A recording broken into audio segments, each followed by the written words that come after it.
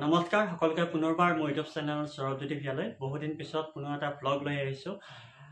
যেহেতু আজি আমাৰ জোনালী সংঘৰ বহাগী উৎসৱ উদযাপন কৰিছে তেওঁলোকে আমাৰ সংঘৰ ফালৰ পৰা, আৰু সেয়ে ভাবিলোঁ আমাৰ সংঘই কিদৰে এইবাৰ বহাগী উৎসৱ উদযাপন কৰিছে আপোনালোকক দেখুৱাওঁ।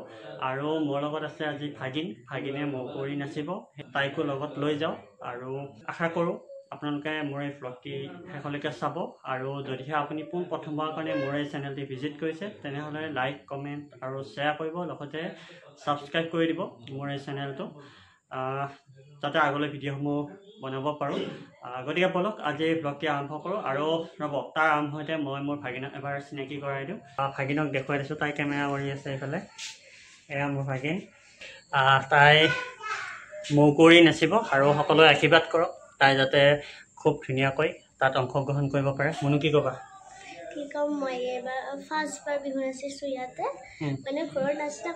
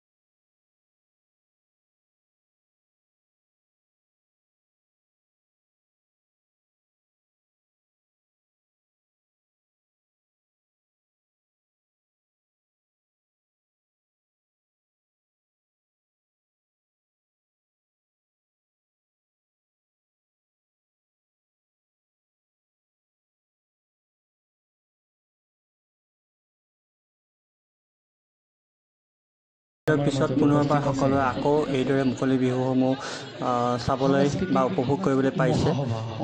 সন্মানীয় সভাপতি এগৰাকী বিহু বিশেষজ্ঞ সমাজ সংগঠক মাননীয় পবিত্ৰ কুমাৰ শৰ্মাদেৱ আমাৰ মাজত উপস্থিত আছে।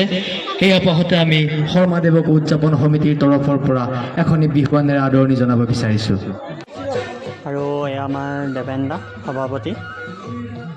আৰু এইবাৰৰ আমাৰ জোনালী সংঘ লঠাপাৰাৰ যি বহাগী উৎসৱ উদযাপনৰ মঞ্চ, এই মঞ্চখন আমাৰ ককা কালিয়াম কলিতাৰ শুৱনি মঞ্চ হিচাপে দান কৰা হৈছে, আৰু দাদাই দান কৰিছে বীৰেণ কলিতা আৰু আমাৰ সমূহ পৰিয়ালবৰ্গৰ হৈ।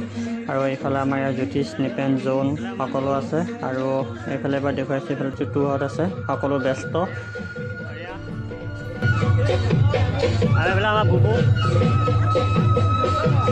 পৰা আদৰণি জনাইছোঁ। কলিতাদেৱ ধন্যবাদ জ্ঞাপন কৰিছোঁ কলিতাদেৱ। আৰু এতিয়া মই আপোনালোকক দেখুৱাবলৈ আনিছিলোঁ মোৰ ভাগিনৰ বিহু মৌকুঁৱৰী প্ৰতিযোগিতা। আৰু এয়া মোৰ ভাগিন জিজ্ঞাসা কলিতা।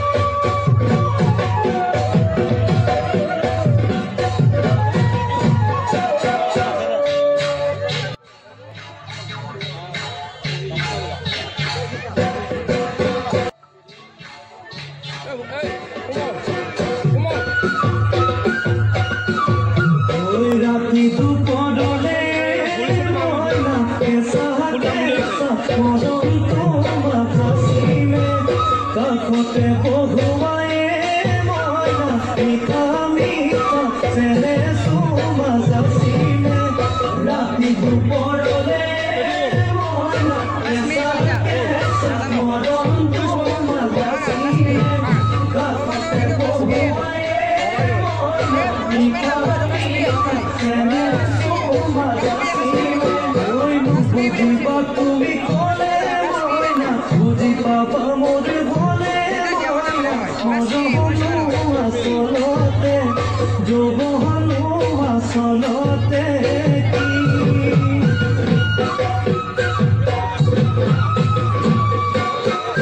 আজি নতুন নতুন লাগিছে নাচুনৰ ঘাটতে মইনা যাম লাগি কঁকাল ভাঙিছে এৰ নাচোনা পিন্ধিলে গাড়ী মেলালে চাই থাকো লাগিছে চাই থাকো লাগিছে আজি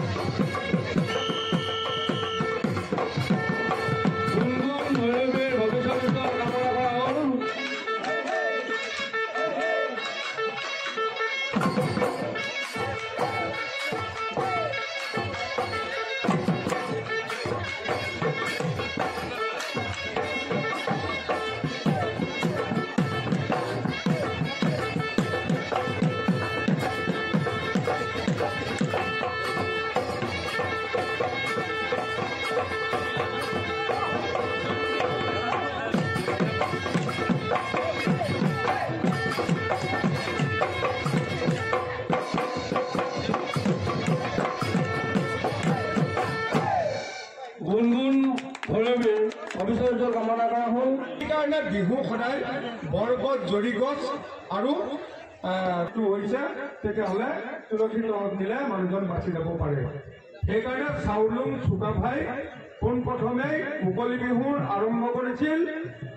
বৰ্তমান চৰাইদেউ জিলা, আগত অবিভক্ত শিৱসাগৰ জিলাৰ, এতিয়া চৰাইদেউ জিলাৰ বিহুবৰ নামেৰে এটা অঞ্চলত। বিহুবৰ মানে হৈছিল এজোপা প্ৰকাণ্ড বৰগছ, এই বৰগছৰ তলত মুকলি বিহু উদযাপন কৰিছিল। সেইকাৰণে সেই জেগাটুকুৰৰ নাম হ'ল বিহুবৰ। গতিকে এনেধৰণে আমাৰ বিহুৰ যুক্তিযুক্ততা আছে। ৰতি মইনামতি তোমালোকৰ ঘৰলৈ, ৰতি মইনামতি সদায় যাব পাৰোঁ মই, ৰতি মইনামতি যদি দিয়া মৰমৰ, যদি দিয়া মৰমৰ মাত, ৰতি মইনামতি মই নোযোৱা দেখিলে, ৰতি মইনামতি তোমাৰ নুমাৰ বাপেৰে, ৰতি মইনামতি দিয়ে নেগালে মোৰে, দিয়ে নুগালে মোৰে। চেনেহৰ বগাৰে মহুৰা, তাতোতকৈ চেনেহৰ মাহু, তাতোতকৈ চেনেহৰ বহাগৰ বিহুটি নাপাতে কেনেকৈ থাকোঁ। আজি এই বিহু কমিটিৰ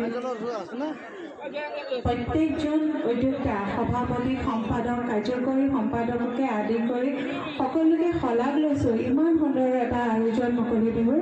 লগতে যিসকল বিহুবলীয়া ৰাইজ আছে সকলোকে বিহুৰ ওলগ জনাইছোঁ আৰু অসমীয়া নৱবৰ্ষৰ ওলগ জনাইছোঁ।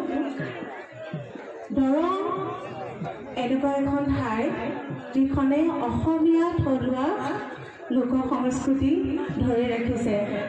মই এটাই অনুৰোধ জনাম, যিহেতুকে দৰং লোক সংস্কৃতিত চহকী, আমাৰ নতুন প্ৰজন্মৰ প্ৰত্যেকজনে বিহুৱে হওক বা আমাৰ লোক সংস্কৃতি, আমাৰ প্ৰত্যেকটো নৃত্য, আমাৰ ৰূপকোঁৱৰ জ্যোতিপ্ৰসাদ আগৰৱালা হওক, ডক্টৰ ভূপেন হাজৰিকা ডাঙৰীয়াকে আদি কৰি আমাৰ লোক সংস্কৃতি যিসকল সত্ৰীয়া নৃত্যৰ প্ৰতিয়োগী তেওঁলোককো কওক সংস্কৃতিটো ধৰি ৰাখিবলৈ চেষ্টা কৰিব। ডক্টৰ ভূপেন হাজৰিকাদেৱে কৈয়ে গৈছে যে মহাৰ মাথো এটি ঋতু নহয়, নহয় এটি মা, ই অসমীয়াৰ সাহস নহয় জানো, আমাৰ গণজীৱনৰ ইতিহাস। গতিকে সেই দৰঙৰ মই সাহ হ'ব বুলি আশা কৰি সকলো দৰংবাসীৰ উত্তৰ লগতে সুস্বাস্থ্য কামনা কৰিছোঁ। আৰু আজি ইয়াতে যিসকলে বিহু পৰিৱেশন কৰিছে সকলোকে অভিনন্দন জ্ঞাপন কৰি মোৰ বক্তব্য সামৰণি মাৰিছোঁ। ধন্যবাদ।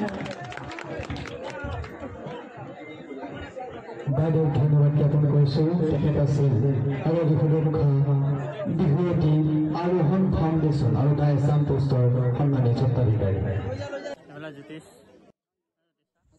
খুব চিন্তাই লৈ আছে আমাৰ জ্যোতিষ আজি, আৰু এয়া আমাৰ পৰাগ।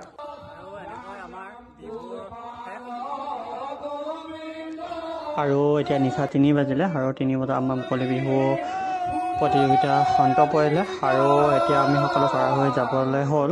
আৰু সেয়ে সকলোৱে একে লগ হৈ সেই শেষৰ সময়খিনিত অকণমান আনন্দ ফূৰ্তি কৰি আমি সকলোৱে বিদায় মাগিম আৰু আপোনালোকৰ পৰা আজিলৈ বিদায় মাগিম। আৰু যদিহে আপোনালোকে মোৰ ফেচবুকত চাইছে তেতিয়াহ'লে মোৰ ফেচবুক পেজটি ফ'ল' কৰিব, আৰু যদিহে আপুনি ইউটিউবত চাইছে তেতিয়াহ'লে মোৰ ইউটিউব চেনেলটো ছাবস্ক্ৰাইব কৰিব, আৰু নতুন নতুন ভিডিঅ'সমূহ এতিয়া দিবলৈ চেষ্টা কৰিম। আৰু আজিলৈ ইমানেই।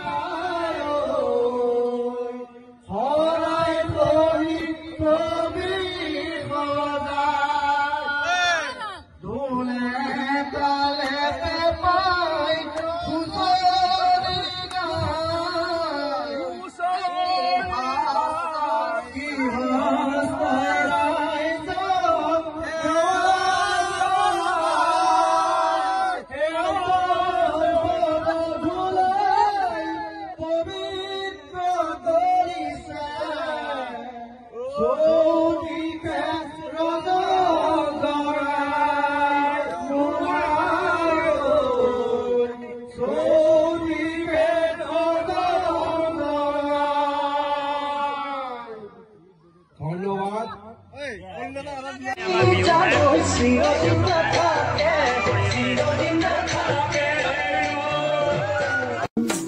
কিয়নো হঠাতে মন মোৰ উৰিব ধৰিছে বিহু অসমৰ প্ৰতিটো জনগোষ্ঠীক একেখন মঞ্চতে একতাৰ দোলেৰে বান্ধি ৰাখিছে বিহুৱে বিহু বৰ অসমৰ সমন্বয়ৰ হেতু